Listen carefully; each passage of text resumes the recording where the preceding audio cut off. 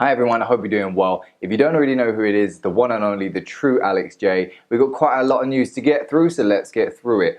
The first story that we have, I think this is amazing and disturbing at the same time. Anti-drone radio wave startup Skycaf secures 11.5 million from Andreessen, which is from TechCrunch.com. And it says, drones are a threat to both military and public safety, whether flown by a terrorist or just a reckless pilot. SkySafe's radio wave technology can detect and stop rogue drones from entering unauthorized areas like military bases, stadiums, prisons, and airports.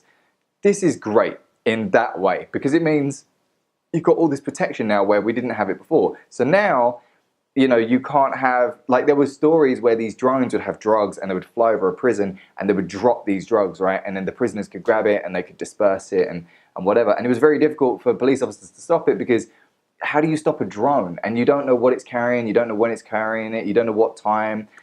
They could even carry it to the window of these prisoners. Insane. So it's great in that way, and I love the fact that they're able to stop, you know, people flying over stadiums and stuff, which again, I'm going to go with the security aspect and military bases. Again, I'm going to go with the military aspect. However, it also allows, if this technology works, it's a bit of a weird one, I'll explain, but basically, if this technology goes the way that it says, it's able to not, it doesn't just shut the drone off so it crashes, it doesn't do that. It forces the drone to come to a landing. So when it comes within a certain perimeter, the drone slowly lands, it descends.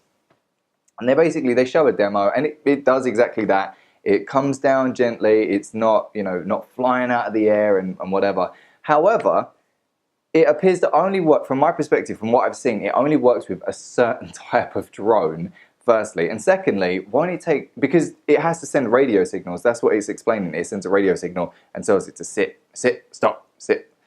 But doesn't that just mean that all you'd have to do is change the frequency and then it wouldn't work? Again, that's just my opinion. I'd love to hear what you guys think. Do you think it's a good thing? Do you think it's a bad thing? Do you think that they're going to start, you know, deploying these things all over the place to stop, you know, random people from videoing it? I don't know. And would this eventually lead to the public being able to buy it, and then you can just stop drones altogether? Because what happens if you have like an Amazon?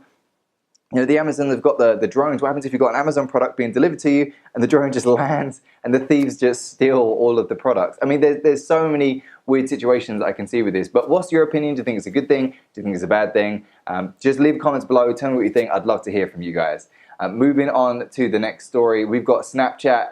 Snapchat, give up. It's done. It's finished. You were cool for a little bit. You're around for a little bit. It's time to go. Just go to sleep. Just go peacefully in your sleep. Why do you keep fighting? Why do you keep struggling? This is from BusinessInsider.com. Says Snap's ad tool could attract small businesses. I just don't see Snap recovering. I'll be honest. So it says Snap releases Snap Publisher. It's browser-based ad tool that helps advertisers create campaigns for Snap's vertical video format. Business Insider reports the tool was announced earlier in June and adds a layer of creative and tech tools for advertisers. It could be attractive to small and medium-sized businesses, SMBs, that don't have the time, expertise, or resources to cater ads for Snap's vertical video platform. This is because Snap's Publisher helps edit and resize videos for mobile screens and will help minimize the time required to make video ads on Snap. Basically, they're just saying it's going to be easier. The way that they do it, you'll spend less money than if you was to go on other platforms. I should hope so. I should hope if you're advertising on Snapchat, it costs less because you've got less of an audience than Instagram. You've got less audience than Facebook. You've got less audience than YouTube. At this point, it's just it's like you're drowning. You're drowning and you refuse to accept it, but you don't realize you're about 50 miles away from the coastline. You ain't gonna make it. You ain't gonna swim there. There's no boats in your vicinity. There's no helicopters coming to save you. It's the end. It's finished. It's over. Again, I'd like to hear from you guys. Do you still use Snapchat? Is Snapchat still relevant to you? I never had Snapchat. Oh, no. I had Snapchat for a year, and that was when I was younger, but then I haven't used it for like 3-4 years. I haven't used it. So again, I'd love to hear from you guys. What do you guys think? Do you think it's still relevant? Do you think Snapchat could recover with this? Again, leave comments below. I'd love to hear from you guys. Then we've got a crazy story that I thought, this is so inspirational. This is the most inspirational story. It's amazing how this woman bounced back. This is from CNBC.com. It's the title, "It's Never Too Late to Succeed. How this 60-year-old founder took her business from zero to 500 million in 6 years." Just try and comprehend how much money that is. 500 million in 6 years. Absolutely incredible. I'll go through the story. I won't reveal the whole story. I don't want to destroy the article. But basically it says, one terrible day in November 2000, Julie Wainwright's husband asked her for a divorce. You can already imagine the emotional trauma. That same day, Wainwright, then the CEO of Pets.com, determined she would have to shut down the company. She had led the e-commerce business through its rise and IPO, and now it was crashing. It failed, and I became sort of a para, says Wainwright, speaking at the Vanity Fair, Founders Fair in New York City. I was the dumbest person in the valley. It was a little tough. This is crazy. So basically, she was one of the starting members. When this company started, Pets.com, she was one of the only people there. There was only like 2 or 3 of them. She says that it was 17 years too early. That's what she says. Because this year, PetSmart bought pet food and product site Chewy.com for $3.35 billion. And they were basically identical. So you can imagine she was basically just 2 ahead of the time. The world wasn't ready yet. And we've seen it happen in the past. But you can imagine for her, she's already in this position. She's already working really hard with it. And she said between the demise of Pets.com and her divorce, it was just a dark cloud descent, she says. For a while, Wainwright didn't do much besides paint and work out. She took a job working in venture capital and fielded a number of lame, by her own account, CEO job offers, but she wasn't inspired. After several years, Wainwright realized that her situation wasn't going to improve unless she took action. And this is the key thing. No matter what situation you're in, whether it's a good situation or a bad situation, you have full control. And some people don't want to admit that. Some people want to blame others. The reason I'm not successful is because of them, or the reason I'm not successful is because of them. But in actual fact, you're in full control the entire time, the whole process. She took this into account. She said, I'm in control. And by doing that, she managed to then move forwards. She said, I had to finally say, nobody's going to give me my dream job, so I better figure it out myself. And she's now 60 years old, okay? She's now 60 years old.